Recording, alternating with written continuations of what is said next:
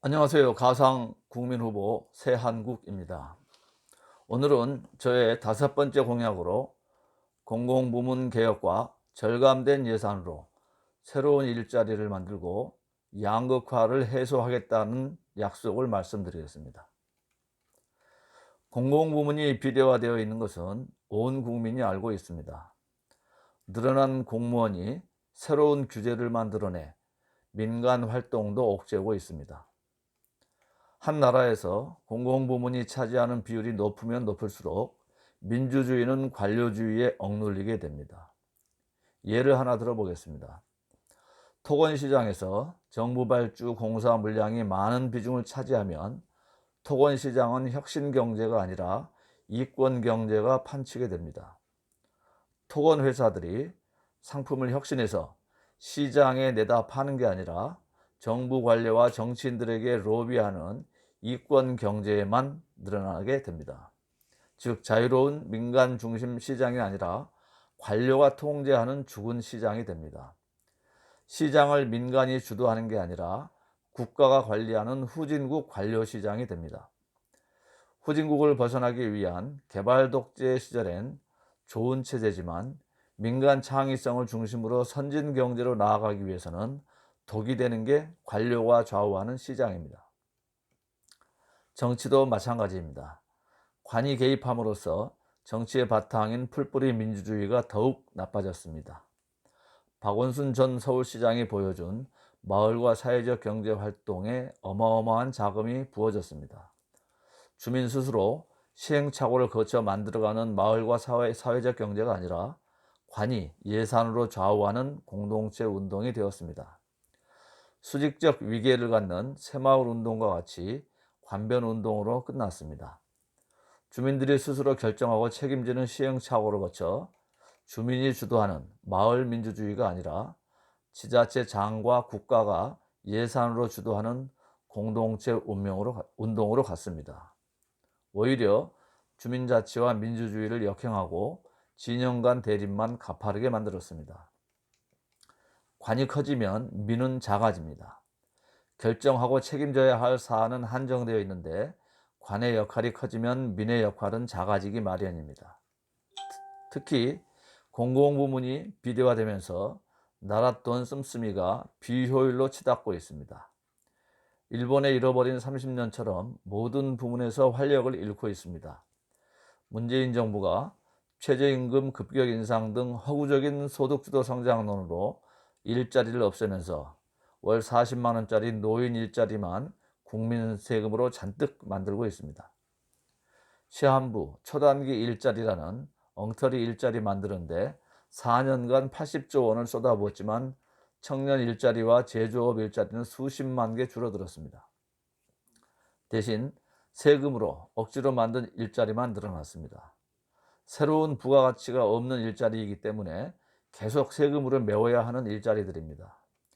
예산 지원이 끊어지면 언제든지 사라질 사막의 신기루 같은 일자리들입니다.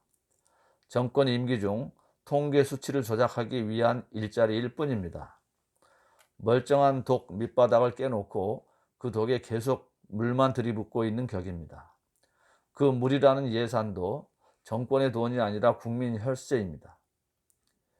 문재인 정권 출범 때 1년 예산 400조 원 하던 것이 4년 만에 600조 원을 넘어섰습니다. 바로 이런 쓸데없는 짓을 하는데 들어간 돈들입니다. 이것은 역대 정부 중에서 가장 빠르게 폭증한 정부 예산입니다. 전두환 정부가 시작해서 임기 마칠 때까지 총 7조 원 늘었고 노태우 정부 5년간 26조 원, 김영삼 정부 33조 원, 김대중 정부 41조 원, 노무현 정부 124조 원, 이명박 정부 69조 원, 박근혜 정부 3년간 26조 원 늘린 데 반해 문재인 정부는 4년 동안 200조 원 이상을 늘린 것입니다. 이처럼 정부 예산이 폭발적으로 늘어나면 시장 경제 곳곳에서 관료들 입김이 세지게 됩니다. 민간이 좌우하는 민주주의 물적 토대가 약화되고 관료주의 물적 토대가 더욱 강해집니다. 눈에 보이지 않지만 민주주의가 크게 후퇴했습니다. 무엇보다도 심각한 것이 소득 불평등입니다. 2022년도 정부 예산에서 공무원 인건비가 41조 원입니다. 공무원 1인당 평균 기본 연봉이 3,628만 원이지만 납세자 연명이 2017년도 기준으로 계산한 금액을 보면 공무원 한 명에게 1년에 1억 800만 원이 들어갑니다. 기본급뿐 아니라 후생급여, 공무원연금, 유족연금, 간접경비 등을 포함한 액수입니다. 말하자면 공무원 한 명에게 국민 세금으로 1년에 1억 원 넘게 지원하고 있는 것입니다. 그에 반해 국민 대다수인 직장인 평균 월급은 2021년에 309만 원, 연봉으로 치면 3,708만 원에 불과합니다. 공무원 평균이 1억 원이 넘는데 직장인 평균은 3,700만 원, 즉 공무원이 일반 직장인보다 두세 배 이상의 돈을 받아가고 있습니다. 공무원과 같이 직장인들 퇴직금 등을 포함해도 공무원이 국민보다 최소 2배 이상 가져가고 있는 것입니다. 다른 말로 하면 나라 주인인 국민이 쎄빠지게 벌어서 종들에게 가져다 바치는 현대판 가렴주구라 할 수 있습니다. 뿐만 아니라 정부 예산으로 운영하거나 적자를 보전하는 정부 산하기관과 공기업들을 보면 더욱 문제가 큽니다. 한국전력공사 2020년 임직원 평균 연봉은 8,600만 원입니다. 한전 빚은 132조 원이 넘습니다. 또 한국가스공사는 평균 연봉이 9천만 원입니다. 빚은 272조 원입니다. 이들 공기업 부채가 이렇게 많고 적자를 하면서 전기요금과 가스요금을 올려야 한다고 발표하고 있습니다. 한전은 대선이 끝난 후인 4월 이후에 전기요금을 킬로와트 시당 총 11.8원 올린다고 합니다. 킬로와트 시당 110 이런 수준인 현행 단가의 10.6%를 올리는 것입니다. 4인 가구 월 평균 1,950원가량 올라간다고 발표하지만 이것도 눈속임이라고 합니다. 실제 사용량을 기준으로 하면 4인 가구는 평균 3,590원이 오른다는 것입니다. 도시가스 요금도 내년에 16%가량 인상됩니다. 내년 5월과 7월, 10월 세 차례에 걸쳐 메가줄당 2.3원을 올린다고 발표했습니다. 현행 14원에 비하면 16%나 인상하는 것입니다. 가구당 월 평균 4,600원가량 늘어날 것이라고 합니다. 토지주택공사는 2021년 현재 평균 연봉이 8,179만 원입니다. 이 기관의 빚은 129조 원입니다. 그런데도 해마다 보너스 지급으로 빚잔치를 하고 있고 이 와중에 조만간 대대적인 승진 인사를 통해 승진 파티를 하겠다고 합니다. 이들 대부분 공기업들이 천문학적인 빚을 떠안고 있고 적자를 보면서도 평균 연봉은 국민 평균 연봉보다 두세 배나 많습니다. 그래서 이들 공기업을 꿈의 직장, 신의 직장이라고 합니다. 이들을 견제하고 감시해야 할 정부나 국회도 이런 현실을 나몰라라 하고 있습니다. 정치권과 공공부문이 누이 좋고 매부 좋은 거대한 짬짬이 구조를 수십 년 동안 이어오고 있습니다. 이들은 선거 때만 되면 늘 혁신을 외치지만 국민은 그 말을 또 선거철이구나 하고 믿지 않습니다. 말만 있고 행동이 없었던 역사를 잘 알고 있기 때문입니다. 또한 거대 부조리를 고발해야 될 언론도 이들 거대 기관 광고로 먹고 살고 있어서 제대로 된 보도도 하지 못하고 있습니다. 그 흔한 심층 취재나 기획 취재도 거의 없습니다. 그로 인해 국민이 눈뜬 장님처럼 당하고 있습니다. 나라 주인인 국민이 허리 휘청거리며 번 돈으로 이들 종들과 거기에 더부살이하는 언론을 배불리며 먹여 살리고 있는 꼴입니다. 문제는 더 있습니다. 문재인 정부 들어 늘어난 공무원 숫자만 17만 명입니다. 이렇게 늘어난 공무원들은 일한답시고 온갖 규제를 만들어 민간 활동을 위축시킵니다. 제가 출마 선언문에서 100만 개의 일자리를 만들겠다는 기업 유턴도 이미 정부가 시행하고 있지만 아직까지 실적이 미미합니다. 이들 공무원들이 만든 각종 규제 때문에 신용만 하고 있기 때문입니다. 공무원들 복지부동으로 트럼프나 아베 같은 실적을 내지 못하고 있는 것입니다. 민간이 중심이 되어야 할 시장 경제 곳곳에 이들 공무원들이 만든 사슬과 올무에 걸린 기업들이 우리나라를 떠나고 있습니다. 그리고 정부는 국민 세금으로 억지 일자리, 초단기 안 좋은 일자리만 만들어 통계 장난질만 하고 있습니다. 나라 중심 잡는 시민 여러분, 몇 년 전 재정 위기에 몰린 그리스는 국민 총생산, 즉 GDP가 우리와 비슷한 규모였습니다. 그러나 국민 4명 중 1명이 공공기관 종사자로서 민간 효율을 약화시켜 나라 살림이 망했습니다. 그래서 연금을 받지 못하게 된 교수 출신 노인이 길거리에서 빵 주우며 살 수 없다며 권총으로 자살까지 했습니다. 공공부문이 비대해지면 나라 살림은 반드시 망합니다. 지금은 사라진 동일업 사회주의 나라들이 그걸 여실히 보여주고 있습니다. 모든 것을 당과 관료들이 좌우하던 배급 경제다 보니 생산성이 떨어져 하향 평준화되었고, 마침내 못 살겠다는 국민들이 들고 일어나 사회주의를 폐기 처분했습니다. 공공부문 비대화와 관료주의가 만든 필연적인 결과입니다. 나라 중심 잡는 시민 여러분, 저는 공무원 숫자를 절반으로 줄여 정부 살림을 절약하겠습니다. 공무원 수를 절반으로 줄이면 당장 연간 인건비 20조 원을 절약할 수 있습니다.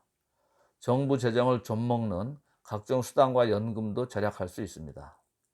또 연금과 수당 등을 포함해 국민 평균 소득의 2배가 넘는 공무원 인건비를 국민 평균 소득 수준으로 맞추겠습니다. 그러면 다시 10조 원의 인건비를 절약할 수 있습니다. 즉, 공무원 수를 절반으로 줄이고 급여도 국민 수준으로 맞추면 공무원 인건비 40조 원을 10조 원으로 줄일 수 있습니다. 또 100대 공기업 임직원 평균 연봉을 국민 평균 연봉으로 맞추면 국민 세금으로 갚아줘야 할 수백조 원의 빚을 갚아나갈 수가 있습니다. 이렇게 과감하게 공공부문을 개혁하겠습니다. 비대해진 공공부문을 방치할 경우 더 이상 나라가 감당하기 어려운 파국으로 갈 수밖에 없기 때문입니다.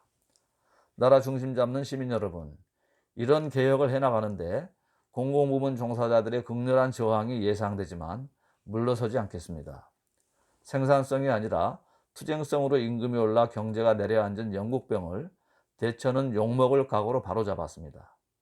내리막 경제로 가던 프랑스도 마크롱이 들어서 노동개혁을 거부한 철도 노조 파업을 분쇄했습니다. 그 결과 영국과 프랑스 경제가 살아났습니다. 정치 지도력은 늘 칭찬과 표만 구걸해서는 안 된다고 봅니다. 나라 앞날을 위해 잠시 욕먹는 것도 각오하는 것이 진정한 정치 지도력일 것입니다. 우리는 이미 칭찬만 기대하며 국민 귀에 달콤한 말로 나라를 망해먹은 베네수엘라의 차베스 사례를 알고 있습니다. 세계 최대 석유 매장량을 가진 나라가 하루아침에 탈출하는 벼락거지 나라가 되었습니다. 또 한때 세계 4대 경제 대국이었던 아르헨티나가 망가진 것도 페론의 인기 영합주의 때문이라는 것을 잘 알고 있습니다. 당장은 쾌락을 주지만 결국은 몸을 망치는 마약과 같은 것이 인기 영합주의, 포퓰리즘 정책입니다. 누구에게도 욕먹지 않는 정치가 나라를 망하게 한 것입니다. 저도 나라 주인인 국민이 허리졸람에 종들을 배불리는 이 거꾸로 된 민주주의를 바로잡기 위해 욕을 먹겠습니다. 공공부문 혁신을 한치 흔들림 없이 제대로 하겠습니다. 이를 위한 전략도 이미 마련했습니다. 공공 영역은 과감하게 줄이고 민간 자율 역량으로 시장 경제와 민주주의를 확립하겠습니다. 그것이 선진 경제고 선진 민주 정치로 나가는 길입니다. 또 그렇게 절감된 예산으로 양극화에 신음하는 서민과 노인과 장애인들을 살리는 데 쓰겠습니다. 민간이 좋은 일자리를 만들 수 있도록 공무원들이 만든 각종 규제를 혁파하고 청년들이 실패해도 다시 도전할 수 있는 창업 국가를 만드는 데 우선 투자하겠습니다.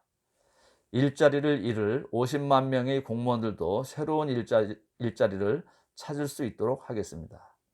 단순 계산으로 하면 110만 명의 공무원들을 60만 명 수준으로 줄이고 이들 인건비를 국민 평균 소득에 맞추면 30조 원이 절감됩니다.